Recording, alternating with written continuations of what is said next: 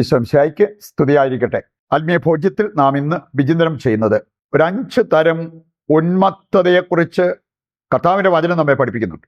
ഒന്ന് നല്ലതാണ്, നമുക്ക് വേണ്ടതാണ്. പക്ഷേ ബാക്കി 4 ഉന്മത്തത തീക്കളിയാണ് എന്നുള്ളത് കർത്താവിൻ്റെ വചനം കൃത്യമായി നമ്മെ ഓർമ്മിപ്പിക്കുന്ന ഒരു കാര്യമാണ്. അതുമായി ബന്ധപ്പെട്ട കുറച്ച് വചനഭാഗങ്ങൾ ആദ്യമേ തന്നെ നമുക്ക് 2 പ്രധാനപ്പെട്ട വചനങ്ങൾ എടുക്കാം. ഒന്ന് എഫേസസ് 4:26. അവിടെ പറഞ്ഞിരിക്കുന്ന ഒരു കാര്യമുണ്ട്, കോപിക്കാം എന്നാൽ പാപം ചെയ്യരുത്. പാപമാകാത്ത ധാർമ്മിക രോഷം ഓക്കെയാണ്. അനീതിയായ കോപം നാശം വിതയ്ക്കും എന്നുള്ളത് കർത്താവിൻ്റെ വചനം പഠിപ്പിക്കുന്നുണ്ട്. പ്രഭാഷകൻ 1:22 വായിക്കുമ്പോൾ നമ്മൾ കാണുന്നതാണ്. എന്നാൽ ധാർമ്മിക രോഷം ആകാം.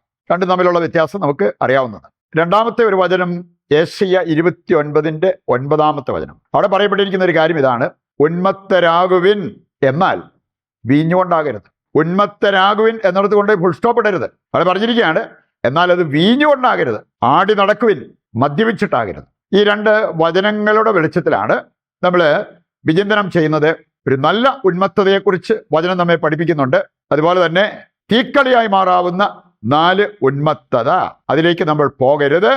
പോയാൽ ഉണ്ടാകാവുന്ന അവസ്ഥ എന്തെന്ന് കർത്താവിൻ്റെ വചനം നമ്മെ ഓർമ്മിപ്പിക്കുന്നുണ്ട്. ഒന്നാമതായിട്ട് അതിലേക്ക് പോകുന്നതിന് മുമ്പ് ഈ 5 ഉന്മത്തതകൾ മനസ്സിലാക്കാനായിട്ട് ചില കാര്യങ്ങൾ, പാപമായതും അല്ലാത്തതുമായ കാര്യങ്ങളെക്കുറിച്ച് വചനം പഠിപ്പിക്കുന്നുണ്ട്. അവ തിരിച്ചറിയുന്നത് നല്ലതാണ്. നമുക്ക് കാണാൻ സാധിക്കും, പാല്, ഒരാത്മീയ പാല്, അതേക്കുറിച്ച് നമുക്ക് ചിന്തിക്കാൻ പറ്റും. 2 രീതിയിൽ ഇതിനെ വചനം അവതരിപ്പിക്കുന്നത് കാണാൻ പറ്റും. 1 കൊരിന്ത്യർ 3:1 മുതൽ വായിക്കുമ്പോൾ അവിടെ പറഞ്ഞിട്ടുണ്ട്, പൗലോസ് പറയാണ്, ഞാൻ നിങ്ങൾക്ക് ഗുരുവായ ഭക്ഷണം നൽകാൻ ആഗ്രഹിച്ചു, പക്ഷെ നിങ്ങൾക്ക് പാല് മതി, അതാണ് എളുപ്പം.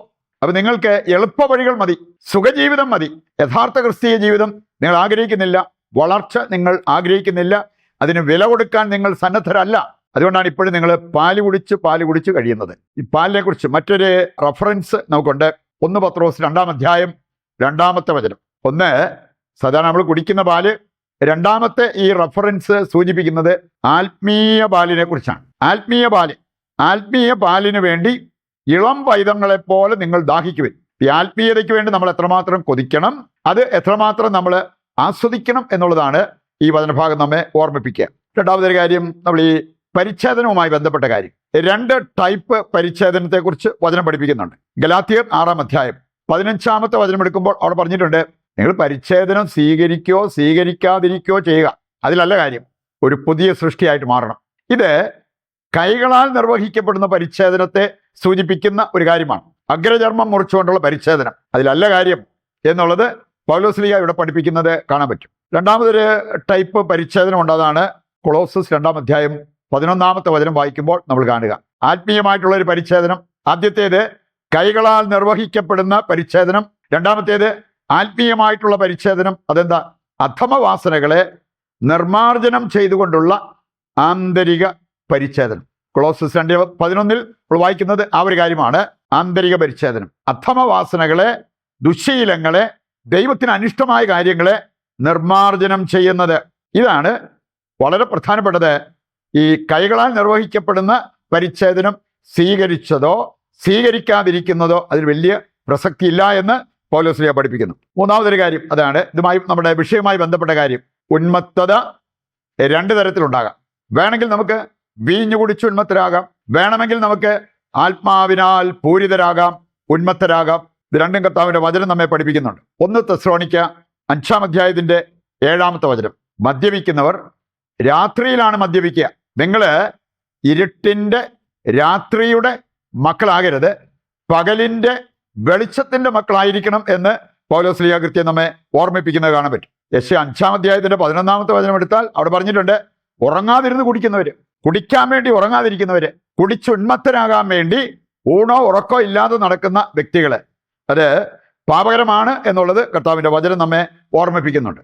ആത്മീയ ഉന്മത്തത.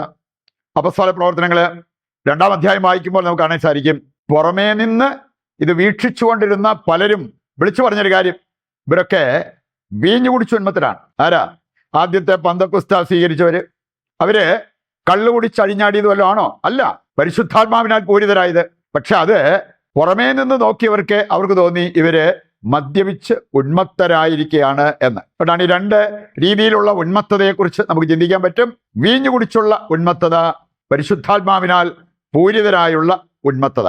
ഈ പരിശുദ്ധാത്മാവിനാൽ നിറയുമ്പോൾ നമുക്ക് ലഭിക്കുന്ന ഉന്മത്തത, അതാണ് ശരിയായ ഉന്മത്തത, പാപരഹിതമായ ഉന്മത്തത. ഈ ഒരു കാര്യം നമുക്ക് കിട്ടാതെ വരുമ്പോഴത്തേക്കാണ് മറ്റ് 4 പാപകരമായ ഉന്മത്തതകളിലേക്ക് നമ്മൾ ഇറങ്ങിത്തിരിക്കുക. പരിശുദ്ധാത്മാവിനാൽ പൂരിതരായി ആ ഒരു ഉന്മത്തത അനുഭവിക്കുന്നവർക്ക് ഈ 4 ഉന്മത്തതയുടെ ആവശ്യം വരത്തില്ല. അത് പാപമാണ് എന്ന് മനസ്സിലാക്കിക്കൊണ്ട് അത് ഒഴിവാക്കി ജീവിക്കാൻ അവർ പ്രത്യേകം പരിശ്രമിക്കുകയും ചെയ്യും. നമുക്കറിയാലോ, 1 കൊരിന്ത്യർ 13:10 വായിച്ചാൽ, പൂർണ്ണമായത് ഉദിക്കുമ്പോൾ അപൂർണമായത് അസ്തമിക്കും. When the perfect appears, the imperfect will disappear. അത് സംഭവിച്ചോളും. ഈ പൂർണ്ണമായത് ഉദിക്കുന്ന ആ ഒരു കാര്യത്തിൽ നാം ശ്രദ്ധിച്ചാൽ മതി. രണ്ടാമത്തെ കാര്യം ഓട്ടോമാറ്റിക്കലി നടന്നുകൊള്ളും. നമുക്കറിയാം 4 തരം പാപകരമാകുന്ന ഉന്മത്തതയെക്കുറിച്ച് മനസ്സിലാക്കാം. ഒന്ന്, മദ്യപിച്ച് അല്ലെങ്കിൽ മയക്കുമരുന്ന് അങ്ങനെയുള്ള കാര്യങ്ങളിലൂടെ ഉന്മത്തരാകുന്നത്. സബ്സ്റ്റൻസ് അബ്യൂസ് എന്ന് പറയുമ്പോൾ അതിനകത്ത് ഒരുപാട് കാര്യങ്ങളുണ്ട്. ഇനി അത് അഡിക്ഷനാണ്. ചിലരെ കാണാൻ സാധിക്കും അതില്ലാതെ പറ്റത്തില്ല. സുഭാഷിതങ്ങൾ 21-21 വചനം പഠിപ്പിക്കുന്നുണ്ട്, മദ്യപൻ, ഭോജനപ്രിയൻ ഇങ്ങനെയുള്ളവർ ദാരിദ്ര്യത്തിലാകപ്പെടും. സുഭാഷിതങ്ങൾ 21:30, മദ്യപാനി വിചിത്ര കാഴ്ചകൾ കാണും, അവസാനം അത് അവനെ പാമ്പ് പോലെ തിരിഞ്ഞു കൊത്തും. പ്രഭാഷകൻ 19:1 പറഞ്ഞിട്ടുണ്ട്, മദ്യപനായ തൊഴിലാളി ഒരിക്കലും അഭിവൃദ്ധിപ്പെടില്ല.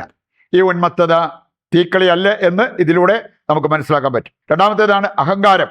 അഹങ്കാരം കൊണ്ട് ഉന്മത്തനാകാൻ പറ്റും. 2 മക്കബായർ 5:21 വായിക്കുമ്പോൾ, അന്ത്യോക്കസ് അഹങ്കാരത്താൽ ഉന്മത്തനായിരുന്നു. അവസാനം അവൻ്റെ ജീവിതം എങ്ങനെയായിരുന്നു? ചിന്തകള്. അവൻ ചിന്തിച്ചെന്താണ്? എനിക്ക് വേണമെങ്കിൽ കടലിലൂടെ ഓടാം, കരയിലൂടെ നീന്താം. Fancy idea. അതൊക്കെ അഹങ്കാരത്തിൽ നിന്ന് വരുന്നതാണ് എന്ന കാര്യം നമ്മൾ തിരിച്ചറിയണം. മാത്രമല്ല അവൻ്റെ അന്ത്യം എന്തായിരുന്നു? 2 മക്കബായർ 9 വായിച്ചാൽ മതി. ജീവിച്ചിരിക്കെ അവൻ പുഴുവരിച്ചു. അവനെ പുഴുവരിക്കുന്ന ആ ഒരു അവസ്ഥയുണ്ടായി. അഹങ്കാരം തീക്കളിയാണ്. അതിനാൽ ഉന്മത്തരാകരുത് എന്നുള്ളത് കർത്താവിന്റെ വചനം പഠിപ്പിക്കുന്നു. മൂന്നാമത്തെ കാര്യമാണ് ഭോഗാസക്തി. ഭോഗാസക്തി കൊണ്ട് ഉന്മത്തരാകാൻ പറ്റും. എസെക്കിയേൽ 24:13 വായിച്ചാൽ, ഈ ഭോഗാസക്തിക്ക് വിട്ടുകൊടുത്തവരിൽ കാണപ്പെട്ടത് കട്ടിയേറിയ ക്ലാവ്. ദൈവം പറയാണ്, ഞാനിത് ഉരുക്കാൻ നോക്കിയിട്ട് അഗ്നിയിൽ ഉരുകുന്നു പോലുമില്ല. അതുകൊണ്ട് ഇത് തീക്കളിയാണ് എന്നുള്ളത് മനസ്സിലാക്കാൻ നമ്മൾ ഒരുപാട് ബുദ്ധിമുട്ടേണ്ടതില്ല. റോമ 1:21 മുതൽ വായിച്ചാൽ ഒരുപാട് കാര്യങ്ങൾ അവിടെ പറയപ്പെട്ടിട്ടുണ്ട്. ഇതുമായി ബന്ധപ്പെട്ടത് ഭോഗാസക്തി അവസാനം നമ്മളെ ഒരു പാപ കൂമ്പാരമാക്കി മാറ്റും എന്നുള്ളത്. നാലാമത്തേതാണ്, അവസാനത്തേതാണ് പ്രതികാരദാഹം. ഈ ദാഹം മൂത്ത് അത് ഒരു ഉന്മത്തതയായി മാറിയ വ്യക്തിയാണ് സൗൾ എന്ന് നമുക്ക് കാണാൻ പറ്റും. അത് 1 സാമുവേൽ 24-26 അധ്യായങ്ങൾ വായിക്കുമ്പോൾ ഇവന് ഈ ഉന്മത്തത പിടിച്ചിട്ട് എങ്ങനെയെങ്കിലും ദാവീദിനെ കൊല്ലണം എന്നുള്ള ആ ഒരു ചിന്തയിൽ നടക്കുന്ന ആ ഒരു രംഗം കാണാൻ പറ്റും. ഇത് 4 തീക്കളിയാണ് എന്നുള്ളത് കർത്താവിന്റെ വചനം നമ്മെ ഓർമ്മിപ്പിക്കുന്ന കാരണം സാവൂളിന്റെ അന്ത്യം അവന്റെയും മക്കളുടെയും തല വെട്ടിമാറ്റുന്ന രംഗം നമുക്ക് കാണാൻ പറ്റും. നമുക്ക് ഈ ഒരു ഉന്മത്തതയിലേക്ക് പോകാതെ ആത്മീയ ഉന്മത്തതയിൽ ജീവിക്കുവാൻ വേണ്ട ആഗ്രഹത്തോടെ അതിൻ്റെ ആ ഒരു അഭിഷേകം കിട്ടാൻ ആഗ്രഹിച്ച് പ്രതിഷ്ഠാ ജപത്തിൽ പങ്കുചേർന്ന് പ്രാർത്ഥിക്കാം. ദൈവത്തിൻ്റെ വചനം സ്വീകരിച്ചവരാണ് നമ്മൾ. ഇവിടെ എല്ലാ ആവശ്യങ്ങളെയും ദിവികാരുണ്യനാഥൻ്റെ മുമ്പിൽ സമർപ്പിച്ച് ഒരു നിമിഷം പ്രാർത്ഥിക്കാം. നിങ്ങളുടെയോ നിങ്ങളുടെ കുടുംബത്തിൻ്റെയോ നിങ്ങൾക്കറിയാവുന്ന മറ്റു വ്യക്തികളുടെയോ പ്രാർത്ഥനാ നിയോഗങ്ങളെ കർത്താവിൻ്റെ കരങ്ങളിൽ ഏൽപ്പിക്കുക. ദൈവം നമ്മുടെ പ്രാർത്ഥന സ്വീകരിച്ച് നമ്മുടെ ഉദ്ദിഷ്ട കാര്യങ്ങൾ നിറവേറ്റി തരുന്നു എന്നുള്ള വിശ്വാസത്തോടെ കർത്താവിനെ താഴ്ന്ന സ്വരത്തിൽ സ്തുതിച്ച് ദിവ്യകാരുണ്യത്തിൻ്റെ ആശീർവാദം നമുക്കിപ്പോൾ സ്വീകരിക്കാം. യേശുവേ നന്ദി, ഹല്ലേലൂയ. കർത്താവേ, ഞങ്ങളുടെ എല്ലാ ആവശ്യങ്ങളും അവിടെ ഏറ്റെടുക്കണമേ. ഞങ്ങളെയും ഞങ്ങളുടെ കുടുംബത്തെയും ലോകം മുഴുവനെയും അനുഗ്രഹിക്കുവാൻ അങ്ങ് തിരുവുള്ളമാകണമേ. യേശുവേ നന്ദി, യേശുവേ സ്തുതി.